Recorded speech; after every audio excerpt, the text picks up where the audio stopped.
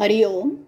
भगवद्गीता बोध योगदास श्री जयगणेश जोशी यांनी केलेले निरूपण. अध्याय 9. राजविद्या राजगुह्य योग. ओम श्री परमात्मने नमः. अथ 9मोऽध्यायः. जय योगेश्वर. परमात्म्याला नमस्कार. अध्याय 9. श्लोक क्रमांक 9. न च मान्तानि कर्माणि निबन्धन्ति धनञ्जय. उदासीनवदासीनम् असक्तं तेषु कर्मसु. धनंजया, या सृष्टी निर्माणात मी उदास आणि अनासक्त असल्यामुळे ते सृष्टी रचना कर्म मला बंधनकारक होत नाही. येथे भगवंत श्री विश्व निर्माण करण्याचे कर्म सांगत आहेत. तेव्हा या कर्माच्या फळाचे काय असा प्रश्न पडेल. म्हणून या श्लोकात भगवंत श्री मुद्दाम खुलासा करत आहेत. भगवंत श्री सांगतात की ते या विश्व निर्माणात अनासक्त राहतात. त्यांना यात काहीही स्वारस्य नाही. ते हे सर्व अलिप्त राहून अलिप्त भावनेने करतात. सृष्टी लय पावते तेव्हा ते तिला ज्या प्रकारे स्वीकारतात त्याच प्रकारे पुन्हा तिची ते रचनाही करतात. सृष्टी रचना ही भगवंत श्रींची एक लीला आहे. लहान मुले खेळ मांडतात, खेळतात आणि आईने हाक मारली की ते तो खेळ आवरतात.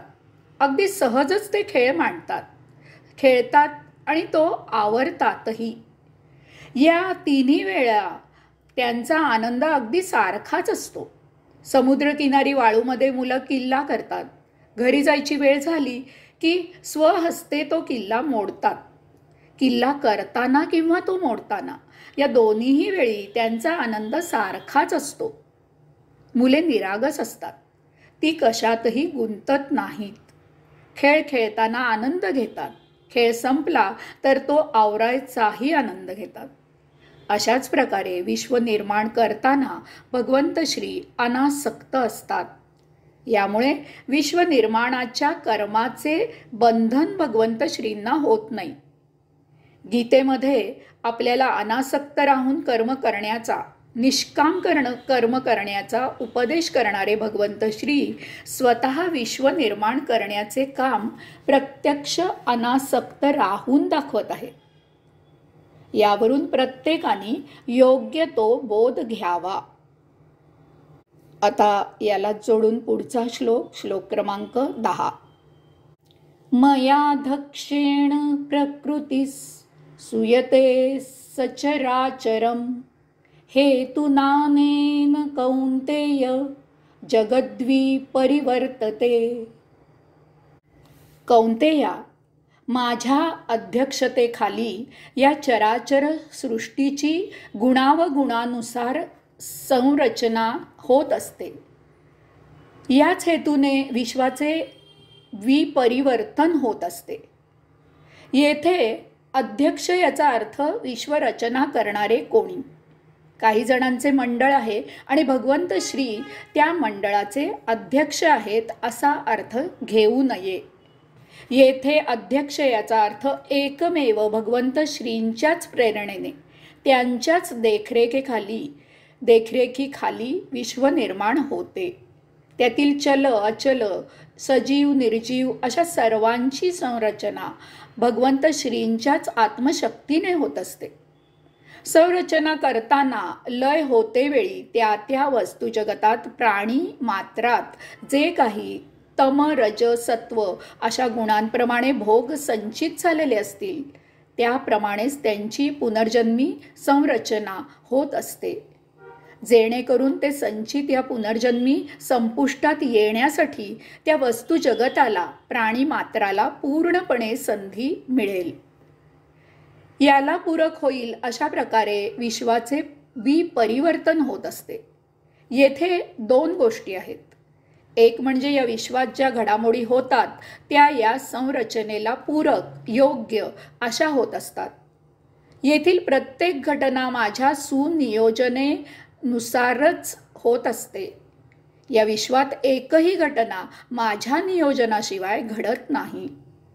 एक साधे पानही मी घालून दिलेल्या पूर्वसंकेताशिवाय हलत नाही.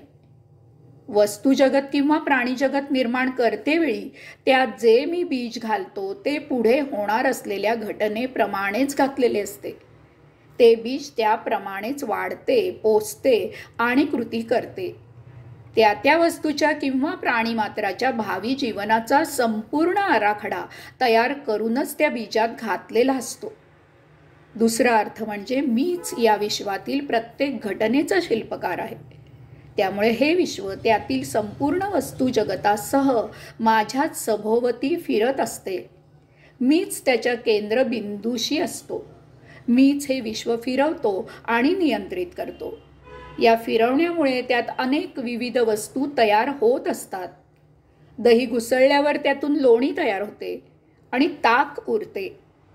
त्याचप्रमाणे हे विश्व मी फिरवतो आणि त्यामुळे त्या मंथनातून येथील जीवाला उपयुक्त अशा अनेकविध वस्तू निर्माण होत असतात. हे कसे घडते? भगवंत श्री हातात छिन्नी हातोडा घेऊन हे विश्व घडवतात का?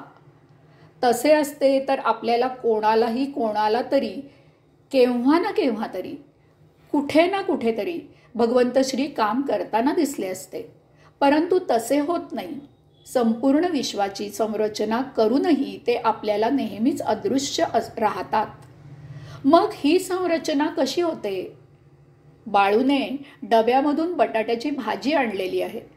आपण जर त्या भाजीचे पृथक्करण केले, विश्लेषण केले तर आपल्याला आढळून येईल की त्या भाजीत बटाटा, तेल, मोहरी, हळद, तिखट, मीठ अशा वस्तू आहेत. आता याच प्रमाणात जर आपण त्या वस्तू एकत्र केल्या तर बाळूने आणलेल्यासारखी बटाट्याची भाजी तयार झाली पाहिजे. परंतु तसे होत नाही.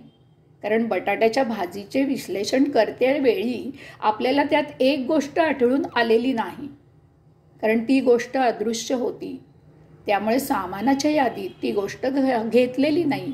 ही गोष्ट म्हणजे ऊर्जा, अग्नी. आपण जर अग्नी, ऊर्जा या सामानाला दिली तर बटाट्याची भाजी तयार होईल. याचा अर्थ वस्तू निर्माणाला जी ऊर्जा लागते ती त्या वस्तूत असूनही नेहमी अदृश्य राहते. याचप्रमाणे हे विश्व निर्माण करणारी दिव्य चेतना, दिव्य ऊर्जा भगवंत श्री या विश्वात त्यातील वस्तू जगतात, प्राणीमात्रात असूनही आपल्याला नेहमी अदृश्य राहतात. परंतु केवळ त्यांच्यामुळेच हे विश्व संचरित होत असते. हरि ओम.